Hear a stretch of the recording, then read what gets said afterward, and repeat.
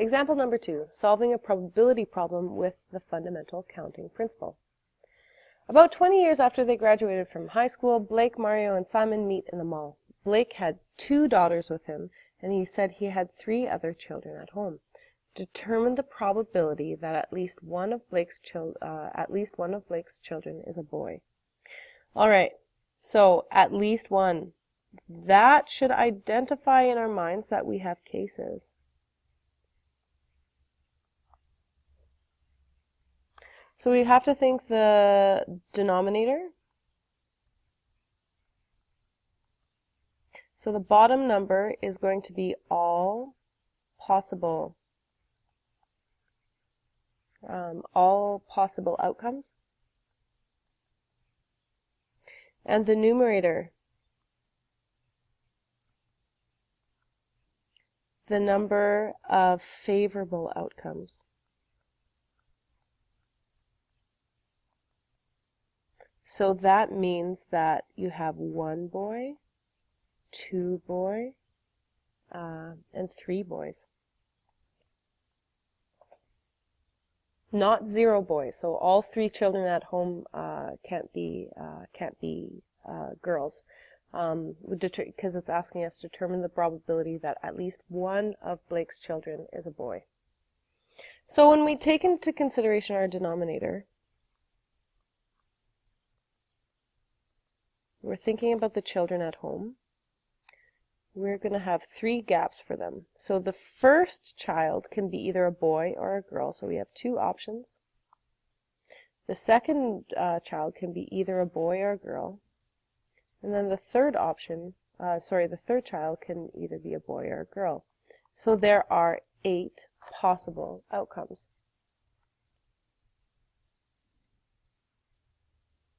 Now, out of these 8 possible outcomes, we want to figure out how many out of the 8 possible outcomes have at least 1 boy. So, case 1, so this is for the numerator.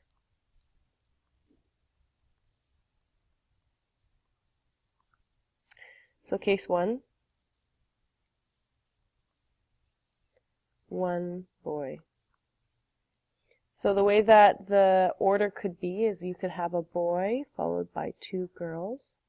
You can have a girl and then a boy and then a girl. And then you can have a girl or 2 girls followed by 1 boy. So there are 3 options. Case 2 is 2 boys. So we can have boy, boy, girl. We can have boy, girl, boy. And we can have girl, boy, boy. So we have another 3 options. Case 3, 3 boys are found at home. That's it, B, B, B. So there's 1. So for our numerator, we add up the total cases.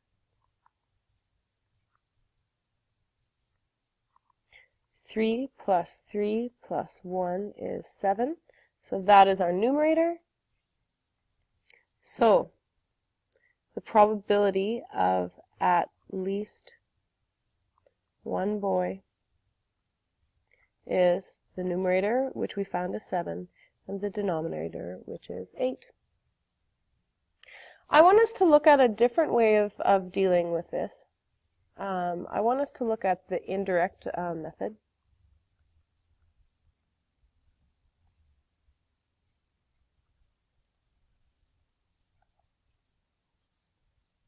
So we all agree that, well, hopefully, the total possible outcomes is 8. So we ask how many different combinations can we have with 0 boys? because then we can just subtract that number of ways from 8. So then the probability, the numerator. So number of ways to have no boys. We can have girl, girl, girl, and that's it. So there's one option. So what we would do is we would say probability of at least one boy. Oh, sorry, let me back it up a little bit. So the probability of no boys becomes 1 out of 8. So then the probability of at least one boy would be 8 out of 8, so having children at home, minus 1/8 is 7 over 8. So we come up with the exact same answer. Either one of these methods is totally legitimate. It just depends on what your comfort level is. The indirect reasoning is faster because there's less calculating work to do. However, the building of cases method can be really helpful because you actually see all the different cases instead of just assuming all the cases exist and subtract the one that's not. This one is much more theoretical, the indirect reasoning, and takes a little bit of more conceptual understanding. However, this building of cases method totally will work as well.